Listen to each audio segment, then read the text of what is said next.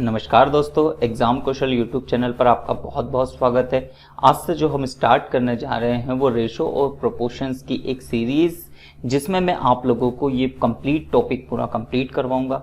अच्छा, इसमें यहीं पर हम लोग देखेंगे एजेस से रिलेटेड क्वेश्चंस और साथ ही साथ में एक्सपेंडिचर से रिलेटेड जो क्वेश्चंस आते हैं, जो खर्च से रिलेटेड क्वेश्चंस आते हैं, जो काफ़ी बच्चों को टफ लगते हैं, वो यहाँ पर हम बहुत ही आसान तरीके से स्टडी करेंगे। इसके पहले मैं आप सभी लोगों के लिए एवरेज यानी औसत का पूरा एक सीरीज बना चुका हूं, जिसमें एवरेज से रिलेटेड सारे ही मोस्ट इंपॉर्टेंट क्वेश्चंस हम लोग कर चुके हैं। अगर आप लोगों ने अभी तक वो वीडियो नहीं देखा है तो आप प्लेलिस्ट में जाकर वो वीडियो को देख सकते हैं। चलिए, तो अनुपात और समानुपात की आज की ये पहली क्लास है। इस पार्ट 1 में हम देखेंगे कि किस तरीके से हम बड़े आसानी से या कुल मिला के इसमें हम बेसिक क्वेश्चंस को देखेंगे कि किस तरीके से एवरेज अनुपात और समानुपात को आप किस तरीके से डील कर सकते हो या किस तरीके से समझ सकते हो, उन क्वेश्चंस को करेंगे। फिर धीरे धीरे जैसे जैसे सीरीज आगे बढ़ते जाएगी, इनके क्वेश्चंस का जो लेवल है वो बढ़ता जाएगा और इस तरीके से हम लोग एक पूरे प्रॉपर तरीके से अनुपात और समानुपात के सारे क्वेश्चंस को अटेम्प्ट करेंगे। चलिए, तो बिना कोई समय गवाए हम आरंभ करते हैं आज का पहला क्वेश्चन। तो पहला क्वेश्चन में सिंपली आप लोगों को ये बताया है, देखिए इस तरीके के क्वेश्चंस भी आप लोगों के लिए कोई बड़ी बात नहीं है कि ये क्वेश्चंस भी आप लोगों के लिए एग्जाम्स में पूछे जाते हैं, ठीक है। तो ये जो रेलवे वगैरह या एसएससी के क्वेश्चंस जो होते हैं, वहां पर इस तरीके के क्वेश्चंस बड़े आम तरीके से पूछे जाते हैं। लेकिन अगर हम बैंकिंग सेक्टर की बात करते हैं तो वहां पर ये क्वेश्चंस इस तरीके से बहुत ही ईजी क्वेश्चंस माने जाते हैं और उस लेवल पर नहीं पूछे जाते हैं। चलिए, तो पहला क्वेश्चन क्या दिया हुआ है कि हम लोगों को दिया हुआ है कि यदि A अनुपात B यानी A अनुपात B हमको दे दिया है 2:3 और B और C के बीच का रेशो 4:5 दे दिया है और हमको ABC यानी कुल मिला के इस क्वेश्चन को हमको क्या करना है, इन्हें कंबाइन करना सीखना है। तो चलिए किस तरह से करेंगे। बहुत सारे स्टूडेंट इसका जवाब कुछ इस तरीके से भी लिख के आ जाते हैं कि यहाँ पर A तो लिख दिया 2, फिर B लिख दिया यहाँ पे 4, 5 और इस तरीके से गलत करके आ जाते हैं। चलिए, तो इसको कंबाइन किस तरीके से करते हैं, तो हम लोग इसे लिख लेते हैं। हम लोगों को क्या दे रखा है कि A अनुपात B कितना दे रखा है, तो ये दे रखा है 2:3। अब देखिए अगला क्या रखा है, B रेशो C दे रखा है। तो याद रखिएगा कि B को B के ही नीचे लिखेंगे और B रेशो C इनके बीच का। अब देखिए यहां पर जिस तरीके से लिखा हुआ है बिल्कुल उसी तरीके से हमको यहां पर भी आगे लिखना पड़ेगा। तो यहां पर इसको 4:5 कुछ इस तरह से लिखेंगे। ओके, समझ में आ रहा है। अब देखिए इसे अगर हम कंबाइन करेंगे तो A ratio B ratio C हो गया। लेकिन यहां पर अब इसे किस तरीके से कंबाइन करना है, तो आप लोगों को ये बात याद रखना है कि यहां पर ये दोनों चीज देखिए एक ही जैसी है। इसका मतलब क्या है कि ऊपर वाली टर्म के साथ में भी B फिक्स है, नीचे वाली टर्म के साथ में भी B फिक्स है।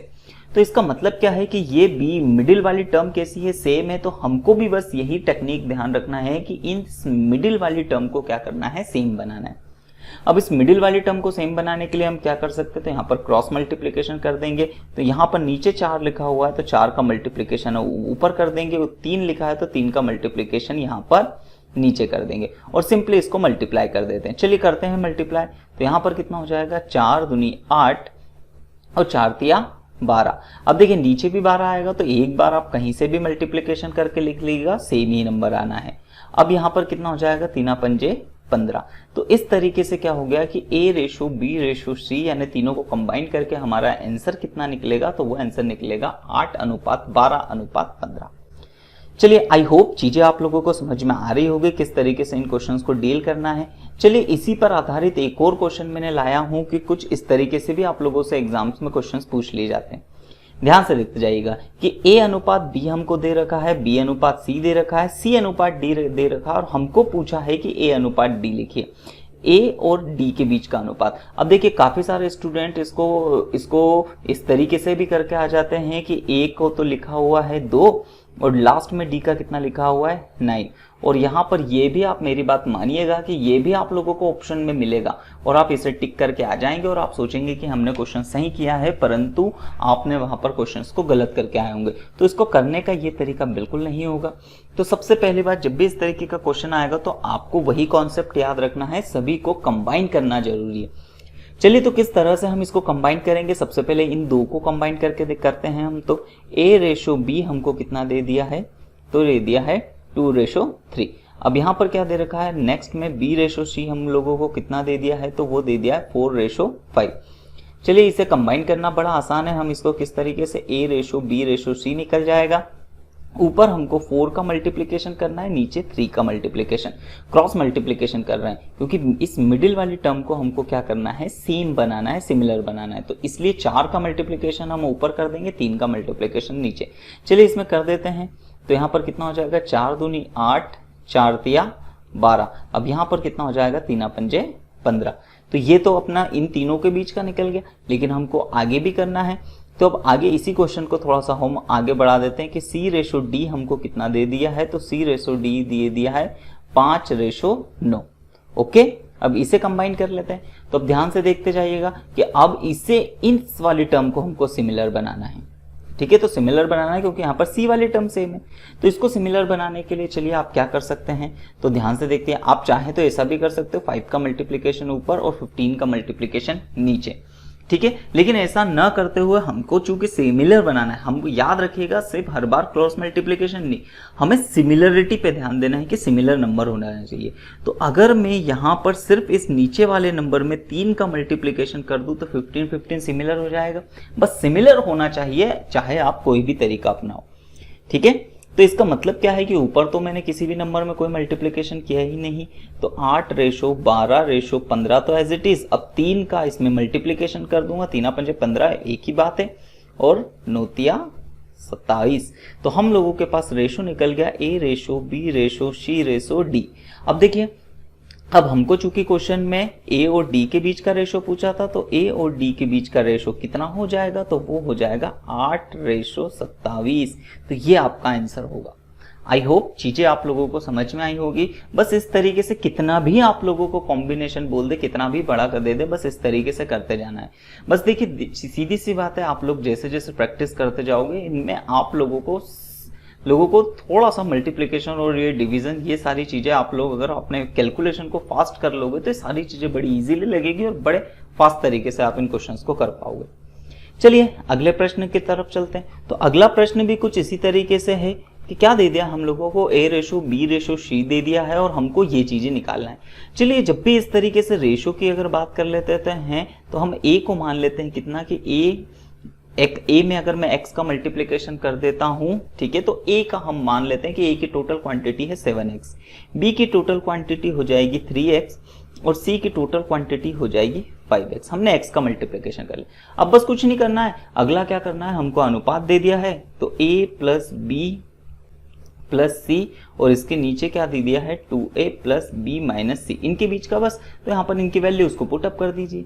तो 7x + 3x + 5x और डिवाइड बाय नीचे यहाँ पर करेंगे तो 2 का मल्टीप्लिकेशन करते हुए 1 में लिखना है, तो 7x, B की वैल्यू है हमारे पास 3x और C माइनस में जो कि दिया है तो यहाँ पर 5x। देखिए अब आप चाहें तो अगर आप लोग इसके अच्छे से प्रैक्टिस कर पाते हो, अच्छे से 2-4 क्वेश्चंस कर लेते हो, तो आप लोगों को अब समझ में आ रहा होगा कि ये x लिखना भी यहाँ पर जरूरत नहीं था, क्योंकि यहाँ पर x कॉमन होके सीधे ही कैंसिल होना है, यानी सीधे सीधे से यहाँ से हम देख देख के यहाँ पर वैल्यूज पुटअप कर सकते थे।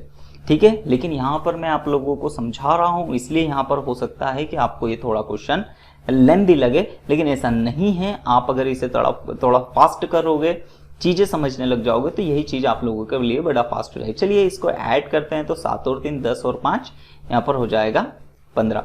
अब यहाँ पर 7 दूनी 14, 14 में से 3 गए 11, 11 में से 14 और 3 को अगर हमने ऐड करा तो हो जाएगा 17, 17 में से 5 गए तो 12। तो यहाँ पर हमारे पास कितना आ जाएगा, इसे अगर हम कैंसिल आउट करेंगे तो 3 पंजे 15 और 3 चौक 12, यानी हमारे पास रेशो कितना आ जाएगा, तो वो रेशो हम लोगों को मिलेगा 5:4। हम लोगों को ये रेशो देखने को मिलेगा। आई होप चीजें आप लोगों को बड़ी अच्छी तरीके से, क्वेश्चंस बड़े आसानी से यहाँ पर समझ में आया होगा। चलिए अगले प्रश्न की तरफ बढ़ते हैं। तो अगला प्रश्न क्या है, तो यहाँ पर थोड़ा सा यहाँ पर बंटवारे से रिलेटेड क्वेश्चन है कि कुछ पैसे है, इन्हें किस तरीके से बांटा गया है, इनके आधार पे भी एग्जाम्स में काफी क्वेश्चंस पूछे जाते हैं। चलिए क्या लिखा हुआ प्रश्न में कि 7,500 रुपए को A-B-C में इस प्रकार बांटी कि A और B के भागों का अनुपात हम लोगों को कितना मिलना है, तो वो मिलना है 5:2। और बी और सी के भागों के बीच में जो अनुपात है वो कितना मिलना है, 7:13। तब बी को कितनी राशि प्राप्त हुई है हमें ये बताना है। चलिए यहां से सबसे पहली बात तो हम लोगों को ये समझ में आ रहा है कि ए, बी और सी तीनों को मिलाकर जो पैसे बांटे गए हैं वो कितना बांटा गया है, तो वो बांटा गया है 7,500 रुपए। अब देखिए प्रश्न में क्या हम लोगों को बोला है कि ए अनुपाते बी, यानी ए और बी के बीच का जो रेशो दे रखा है वो कितना दे रखा है, 5:2। और बी और सी के बीच का हम लोगों को रेशो दे रखा है वो कितना दे रखा है, तो वो दे रखा है 7:13।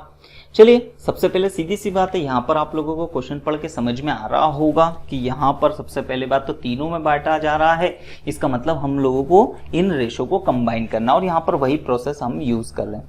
तो चलिए ए रेशो बी रेशो सी कितना हो जाएगा यहाँ पर, तो हम यहाँ पर देख सकते हैं कि इन दोनों नंबर्स को सेम करने के लिए ऊपर मैं 7 का मल्टीप्लिकेशन करता हूँ, नीचे 2 का, तो हो जाएगा 7×5 35 और 7×2 14 और यहाँ पर 13×2 26। ओके, तो यहाँ पर ये इनके बीच का। अब उसने हम लोगों से क्वेश्चन क्या पूछा है कि बी को कितने रुपए मिल रहे हैं, तो बी का हम हिस्सा कैसे निकाल सकते हैं। तो देखिए जब भी अब ये हिस्सा निकालने वाली बात अगर हम करते हैं कि मतलब 7,500 में से कितना हिस्सा बांटा गया है, कुछ इस तरीके के भी डायरेक्टली क्वेश्चंस पूछे जाते हैं, थोड़ा सा समझिएगा। तो बी को देखिए, बी को कितना अनुपात मिल रहा है, तो 14 उसका हिस्सा तो है ही है, लेकिन टोटल कितने में से मिल रहा है, तो आपको क्या करना है, इन तीनों नंबर्स को ऐड कर देना है। तो यहां पर कितना हो जाएगा, चलिए इसे ऐड करते हैं, 6 4 10 और 5 15, ठीक है, 15 कैरी 1 हुआ 4 और यहां पर कितना हो जाएगा 75, ठीक है। अब कितने में से पैसे बांटे जा रहे हैं, तो वो बांटे जा रहे हैं 7,500 रुपए में से।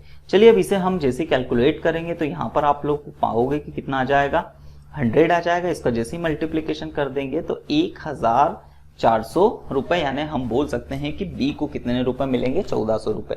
अच्छा, इसी तरीके से अगर वो ए का हिस्सा हम लोगों से पूछता तो ए का हिस्सा भी हम बड़े आसानी से निकाल सकते हैं। अब चीजें समझ में आ रही होगी कि किस तरीके से निकालेंगे कि 35 डिवाइड बाय टोटल हमको लोगों को करना है, तो टोटल कितना है 75, और वही यहाँ पर टोटल कितने रुपए में से, 75 रुपीज में से, सॉरी 7,500 रुपयों में से। फिर से अगर हम इसे कैंसिल आउट करेंगे तो हम लोग पाएंगे कि कितना, 3,500 रुपए। इसी प्रकार से आप सी का भी निकाल सकते हो, लेकिन यहाँ से प्रश्न में हमसे बी का शेयर पूछा है तो हम लोगों को इतना करना है।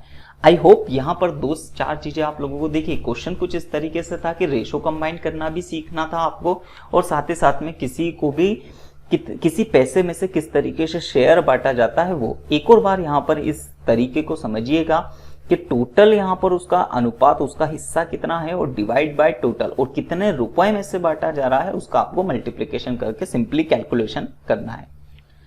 चलिए अगले प्रश्न की तरफ बढ़ते हैं। तो अगला प्रश्न 5वां है हमारे पास में। आप इसे किस तरीके से समझ सकते हैं, देखिएगा कि कुछ रुपए को ए, बी, सी तथा डी के बीच 5:2:4:3 में बांटा गया है। यदि सी को डी से 1,000 रुपए अधिक प्राप्त होते हैं तो बी की राशि ज्ञात कीजिए। चलिए इसे किस तरीके से कर सकते हैं, तो देखिए आप चाहो तो इसे थोड़ा सा बड़ा या डायरेक्टली भी हम इसे सोच के कर सकते थे, लेकिन थोड़ा सा यहाँ पर चीजों को समझिएगा। पहली क्लास है तो यहाँ पर मैं सारे क्वेश्चंस आप लोगों को कॉन्सेप्ट वाइज समझाने की कोशिश कर रहा हूँ। इसके बाद हम थोड़ा सा फास्टली करेंगे, थोड़े से ट्रिक्स भी यूज करेंगे। चलिए किस तरीके से कर सकते हैं, तो ए का जो रेशो हम लोगों को, मतलब ए का हिस्सा तो x मान लेते 5x, बी का कितना हो जाएगा 2x, सी का हम लोगों को मिल जाएगा 4x और डी का मिल जाएगा 3x। अब देखिए आगे उसने प्रश्न में क्या बोला है कि सी को डी से 1,000 रुपए ज्यादा मिलते हैं। इसका मतलब क्या है कि सी और डी के बीच के अगर हिस्से की बात करें तो वो आ जाएगा यहाँ पर कितना, 1,000 रुपए। अब सी का शेयर कितना है, या सी को कितने रुपए मिल रहे हैं, तो यहाँ पर हम देखते हैं 4x और डी को 3x, यानी इस तरीके से x की वैल्यू हम लोगों के पास कितनी आ जाएगी 1,000। तो x की वैल्यू यहाँ पर हमारे पास कितने आ गए 1,000। अब उसने पूछा है कि b को कितने रुपए प्राप्त हुए, तो b का शेयर कितना था, तो वो था 2x। इसमें में अगर हम x की वैल्यू का मल्टीप्लिकेशन है 1000 का मल्टीप्लिकेशन कर देंगे तो 2,000 रुपीज ये आपका आंसर होगा। चलिए तो देखिए ये जो चीजें मैंने यहाँ पर ये वाली लिखी है, ये वाली खैर लिखने की जरूरत नहीं थी, ये भी स्टेप लिखने की जरूरत नहीं।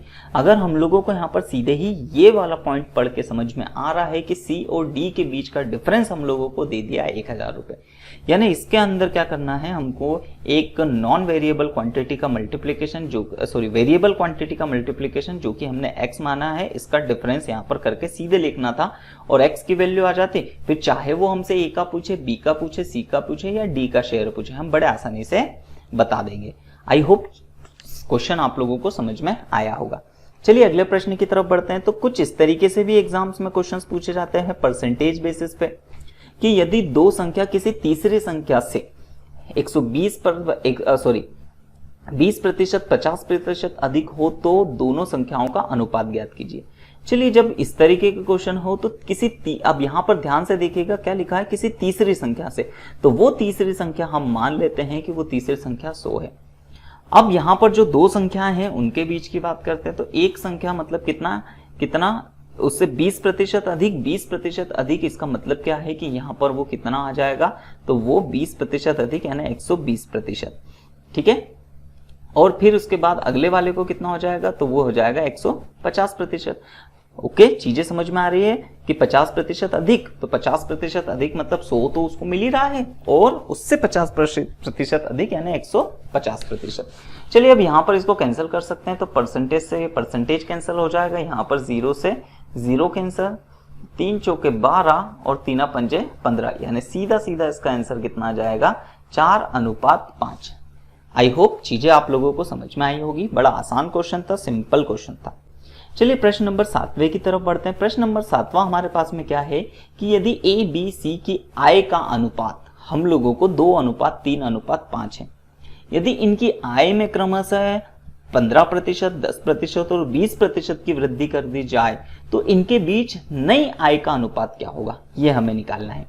चलिए किस तरह से इनके क्वेश्चंस को अटेम्प्ट करना है। देखिए 3 व्यक्ति हैं ए, बी और सी, इनके बीच का हम लोगों को रेशो दे दिया है, ठीक है, 2:3 और 5, ठीक है। अब यहां पर देखिए कि इनमें कितने 15% की वृद्धि की गई है, यानी इसका जो भी रेशो, जो भी चीजें होगी, जो भी मल्टीप्लिकेशन होगा उसमें भी सीधी सी बात है 15% की वृद्धि, यानी 15% की वृद्धि का मतलब क्या हो जाएगा, 115%। ओके, फिर अगला क्या हो जाएगा, यहां पर इसमें कितने 10% की वृद्धि हो रही है, तो 10% मतलब 100 तो उसको मिल ही रहा है, 10 एक्स्ट्रा मिल रहा होगा, तो 110%।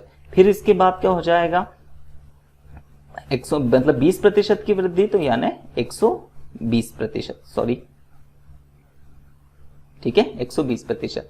अब बस इसे सिंपली कैलकुलेट करना है आपको, ये परसेंटेज से सारे परसेंटेज कैंसिल, ठीक है। अब यहां पर इसे जल्दी जल्दी हम कैलकुलेट करते हैं, तो यहां से क्या हो जाएगा, 5 दूनी 10 और 5 तिया 15, यहां से 5 दूनी 10, 5 दूनी 10, और यहां पर आ जाएगा 5 दूनी 10 और 5 चौक 20। अब यहां से 2 से भी कैंसिल हो रहा है, 2 से ये कटेगा 11 बार में और ये बचेगा 12 बार में। अब कितना बच जाएगा हमारे पास, तो 23:11 और मल्टीप्लाई बाय 3 33, और यहां पर 12 पंजे 60। तो इसका मतलब जो इनके बीच की नई आय का जो अनुपात होगा वो कितना होगा, 23:33:60। आई होप चीजें आप लोगों को समझ में होगी, क्वेश्चंस आप लोगों को समझ में आया होगा किस तरीके से इन क्वेश्चंस को अटेम्प्ट करना है। चलिए अगले क्वेश्चन, तो क्वेश्चन नंबर 8 की तरफ बढ़ते हैं हम लोग। क्या है प्रश्न नंबर 8, ध्यान दीजिएगा कि किन्हीं दो संख्याओं के बीच का अनुपात 3:5 है, ठीक है। यदि प्रत्येक में 9 घटा दिया जाए तो इनके बीच का अनुपात 12:23 हो जाता है, तब छोटी संख्या ज्ञात कीजिए। चलिए देखिए इस क्वेश्चन को करने के लिए 2 मेथड यहां पर हम अप्लाई कर सकते हैं। एक तो ट्रेडिशनल तरीका कि जो एवरेज का जो रेगुलर मेथड है, जो बिल्कुल कॉन्सेप्चुअली मेथड है, जिनको मतलब हम बोल सकते हैं या फॉर्मूला बेस्ड मेथड है, उसे हम किस तरीके से करेंगे, और यहाँ से कुछ मैं स्मार्ट तरीका आप लोगों को बताऊंगा, और आगे जाके क्वेश्चन हम उसी कॉन्सेप्ट से करेंगे, क्योंकि रेगुलर मेथड में थोड़ा सा समय लगेगा। चलिए सबसे पहले रेगुलर मेथड आपको फर्स्ट मेथड में इसकी समझाता हूँ, हम इसे किस तरीके से अटेम्प्ट कर सकते हैं। क्या दे रखा है कि किन्हीं दो संख्याओं के बीच का अनुपात इतना है, तो मान लेते हैं वो दो संख्याएं कौन कौन सी हो जाएगी, तो एक हो जाएगा 3x और एक हो जाएगा 5x। अब बोला है प्रत्येक में से अगर 9 घटा दिया जाए, यानी 3x में से भी 9 घटा दूं और मैं 5x में से भी 9 घटा दे, तो अनुपात कितना हो जाएगा, 12:23 हो जाता है। चलिए अब इसे क्रॉस मल्टीप्लाई कर देते हैं, इसको इधर, तो हम लोग जैसे तो 23 का मल्टीप्लिकेशन 3x माइनस 9 में और 12 का मल्टीप्लिकेशन होगा 5x माइनस 9 में। चलिए इसका मल्टीप्लिकेशन कर देते हैं, तो 3 तिया 9, 3 दूनी 6, 69 और यहाँ पर इसका 9 तिया 27, 3 दूनी 6, सॉरी 9 दूनी 18 यानी 207, 12 पंजे 60x हो जाएगा यहाँ पर और 12 नमा की 108। चलिए अब यहाँ पर xx वालों को एक तरफ कर लेते हैं, तो 9x हो जाएगा और इसको इसमें से जब हम माइनस करेंगे तो हम लोग पाएंगे कि 99 बचता है। अब यहाँ से इसको कैंसिल करेंगे तो x की वैल्यू कितनी आ जाएगी हम लोगों के पास 11। अब यहाँ पर उसने आगे हम लोगों से प्रश्न में क्या पूछा, छोटी संख्या क्या होगी, तो छोटी संख्या हमारे पास कितनी थी 3x, यानी 3 × 11 अगर मैं करूंगा तो हम लोगों के पास 33, यानी ये हमारा आंसर होगा, यानी छोटी संख्या 33 होगी। जबकि अगर वो हमसे बड़ी संख्या पूछता तो बड़ी संख्या कितनी हो जाती, तो 5 × 11 यानी 55। अब देखिए यहाँ से ये तरीके से भी आप लोग क्वेश्चंस कर सकते हो, कोई बहुत लंबा मेथड नहीं है, बस थोड़ी सी कैलकुलेटिव चीजें हो जाती है, कैलकुलेशन आपको थोड़ा सा ज्यादा करना पड़ता है यहाँ पर, ठीक है, और पेन कॉपी का यूज जनरली ज्यादा करना पड़ता है। अच्छा यहाँ पर क्या होगा कि इसके क्वेश्चंस और भी किस तरीके से आप लोगों से इस तरीके से क्वेश्चन पूछे सकते हैं कि दोनों संख्याओं का योग कितना होगा, तब आप इसे जोड़ के बता देते, दोनों संख्याओं के बीच का अंतर कितना होगा, तब इसे घटा के आंसर बता देते, ठीक है। चलिए अब इसको करने का हम दूसरा मेथड देखते हैं, इसका सेकंड तरीका देखते हैं और आगे जाके हम पाएंगे कि हम लोग जो मैक्सिमम क्वेश्चंस होंगे वो इसी सेकंड मेथड से करेंगे और बड़े आसानी से और बड़े फास्ट तरीके से इस क्वेश्चंस को करेंगे। चलिए क्या है क्वेश्चन, ध्यान से समझिएगा कि दो संख्याओं के बीच का अनुपात कितना है 3:5। अब इसमें से क्या करा जाता है कि जब 9 घटाया जाता है तब अनुपात कितना हो जाता है कि प्रत्येक में से ऊपर में से भी 9 घटाया, नीचे से भी 9 घटाया, जैसे ही 9 घटाया जाता है तो अनुपात कितना हो जाता है 12:23। ये हम लोगों से क्वेश्चन है। अच्छा अब यहाँ पर सबसे पहली चीज क्या देखिएगा कि इन दोनों के बीच का आपस का डिफरेंस कितना है, तो आपस का डिफरेंस है 2। अब इनके और इसके बीच का आपस का डिफरेंस कितना है, तो आप पाओगे कि कितना डिफरेंस है, वो 11 का डिफरेंस है। तो ये हमारे पास डिफरेंस आ गया। अब देखिए यहाँ पर आप लोगों को क्या ध्यान देना है कि इनके बीच का जो डिफरेंस है वो हमेशा कैसा दिखना चाहिए आपको, वो डिफरेंस को आपको सेम करना है, क्योंकि यहाँ पर 2 का डिफरेंस, यहाँ पर 11 का डिफरेंस, तो वही काम करेंगे हम, क्रॉस मल्टीप्लाई यानी 11 का मल्टीप्लिकेशन इस पूरे नंबर में करेंगे, 2 का मल्टीप्लिकेशन इस पूरे नंबर में करेंगे। चलिए करते हैं, तो 11 का मल्टीप्लिकेशन जब हम इसमें करेंगे तो 33 डिवाइड बाय 55। अब यहाँ पर 2 का मल्टीप्लिकेशन करेंगे तो 24 और यहाँ पर कितना हो जाएगा 46। ओके अब यहाँ पर अगर आप देखोगे तो इन दोनों के बीच का डिफरेंस कितना आ गया 22। ओके और यहाँ से भी इन दोनों के बीच का डिफरेंस 22। अब यहाँ पर डिफरेंस सेम हो गया, ठीक है। सबसे पहले आप लोगों को यही ध्यान देना है कि डिफरेंस सेम करना है, ओके। और डिफरेंस बहुत सारे क्वेश्चंस में डायरेक्ट सेम भी दिया होगा तो बड़े फास्टली तरीके से होगा।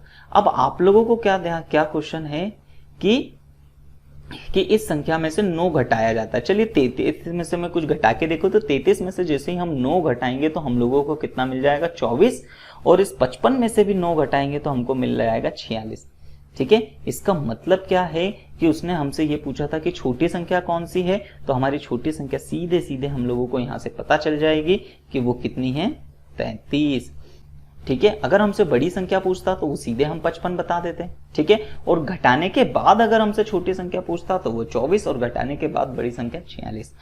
आई होप तरीका आप लोगों को थोड़ा सा समझ में आया होगा। देखिए यहाँ पर अगर कुछ स्टूडेंट्स को ये तरीका कुछ समझ में नहीं आया हो तो घबराने की जरूरत नहीं है। आगे आने वाले जब लेक्चर्स होंगे तो उनमें ढेर सारे क्वेश्चंस मैं इसी तरीके से कराऊंगा, इसी मेथड से कराऊंगा, तो जो भी आप लोगों के छोटे छोटे डाउट्स होते जाएंगे वो सारे आपके क्लियर होते जाएंगे, ठीक है। आई होप तरीका आप लोगों को थोड़ा सा मेंटली आप लोगों के माइंड में बैठा होगा। चलिए अगले प्रश्न नंबर 9 की तरफ बढ़ते हैं। तो प्रश्न नंबर 9 हमारे सामने क्या दिया हुआ है कि एक स्कूल में कक्षा पहली, दूसरी और तीसरी में उपस्थित बच्चों की संख्या का अनुपात 3:5:8 है। तो एक कक्षा है, ठीक है, एक स्कूल है, इसमें पहली, दूसरी और तीसरी, कितना अनुपात दे दिया 3:5:8 ये हमको दे दिया है। अब क्या बोला है कि प्रत्येक में क्या हो गया कि हर एक क्लास में हमने कितने स्टूडेंट, 15 स्टूडेंट एक्स्ट्रा बढ़ा दिए और शामिल कर लिए।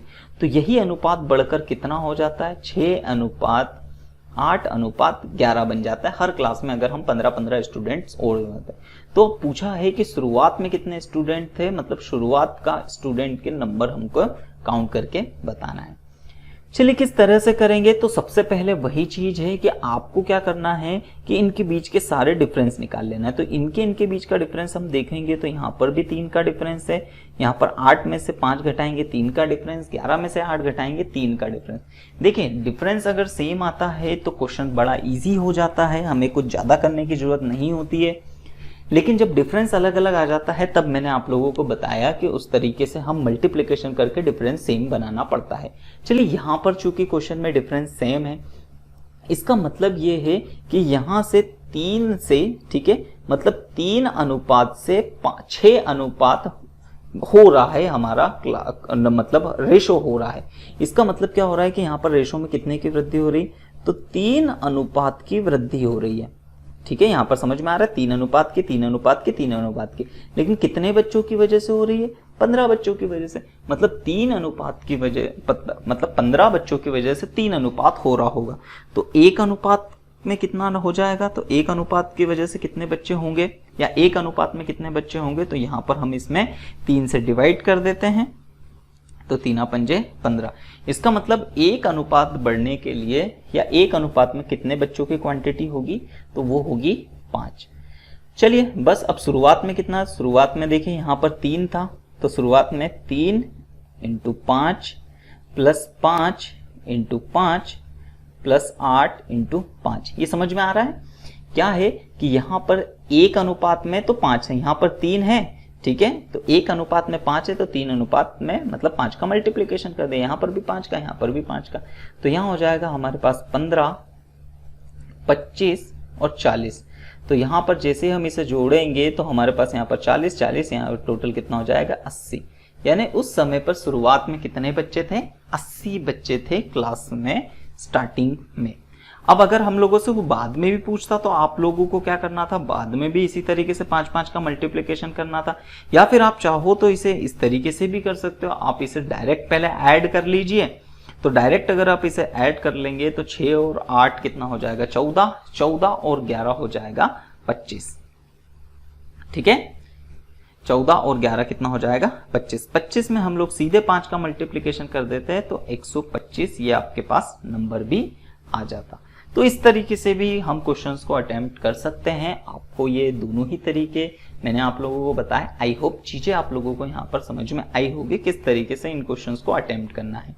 ठीक है, चलिए अगले प्रश्न नंबर 10वें की ओर बढ़ते हैं। तो प्रश्न नंबर 10वां हमारे सामने कुछ इस तरीके से है कि 300 रुपए को PQR में इस प्रकार बांटा गया है कि Q को P से 30 रुपए अधिक मिलते हैं और R को Q से 60 रुपए अधिक मिलते हैं। तो तीनों के बीच का अनुपात ज्ञात कीजिए।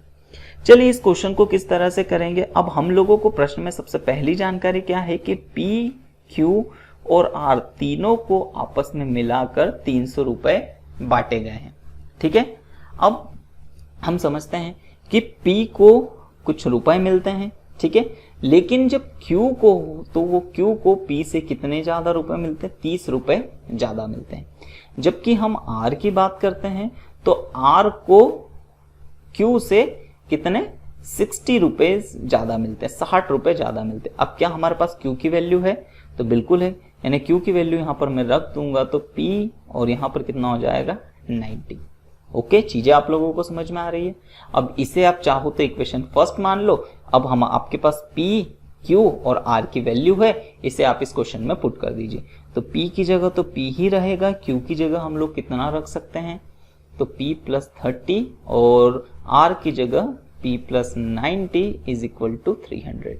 अब यहां पर इसे ऐड करेंगे तो 3P और यहां पर कितना हो जाएगा ये, तो ये हो जाएगा 120 और यहाँ पर 300।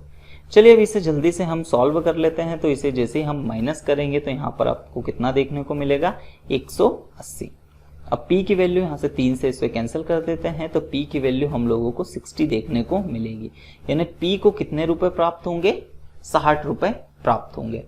अब Q को कितने रुपए प्राप्त होंगे, तो हम ये कैसे निकाल सकते हैं, तो हमको मालूम है कि Q को कितने रुपए ज्यादा मिल रहे हैं, 30 रुपए ज्यादा मिल रहे हैं, इसका मतलब Q को 90 रुपए मिलेंगे। जबकि R को कितने रुपए ज्यादा मिल रहे हैं, तो R को हम जानते हैं कि 90 रुपए ज्यादा मिल रहे हैं, ठीक है। यानी इसमें हम क्या कर देंगे, 90 जोड़ देंगे, यानी कितना आ जाएगा 150 रुपए। अब चूंकि हमसे प्रश्न में इनका रेशो पूछा है, तो चलिए इनका रेशो निकाल लेते हैं, यानी 60:90:50। इनसे 0 से 0 कैंसिल, यहां से हम इसे कैंसिल कर देते, 3 दूनी 6, 3 तिया 9 और 3 पंजे 15, यानी 2:3:5 में उनके बीच में पैसों को बांटा गया होगा। आई होप चीजें आप लोगों को काफी अच्छी तरीके से समझ में आई होगी सारी चीजें। तो इस तरीके से आपको लोगों को क्वेश्चंस को अटेम्प्ट करना है, थोड़ी थोड़ी सी आप क्वेश्चंस की घर पे प्रैक्टिस करते जाइए। आपके पास जो भी बुक हो उसमें से आप इन लेवल्स के क्वेश्चंस को परफॉर्म करते जाइएगा, ठीक है। आई होप चीजें आप सभी लोगों को काफी अच्छी तरीके से समझ में आई होगी, ठीक है। अगर अभी तक आपने हमारे चैनल एग्जाम कौशल को सब्सक्राइब नहीं किया है तो प्लीज चैनल को सब्सक्राइब कीजिए। साथ ही साथ में अगर वीडियो पसंद आ रहा है तो वीडियो को लाइक कीजिए और बेल आइकॉन को जरूर प्रेस कीजिए, ताकि हमारे द्वारा जो भी वीडियो डाला जाए उसका नोटिफिकेशन सबसे पहले आप लोगों को मिल सके। आगे आने वाले पार्ट में हम इसके और एक्सट्रीम और मॉडरेट लेवल के क्वेश्चंस की तरफ बढ़ेंगे। तब तक के लिए धन्यवाद।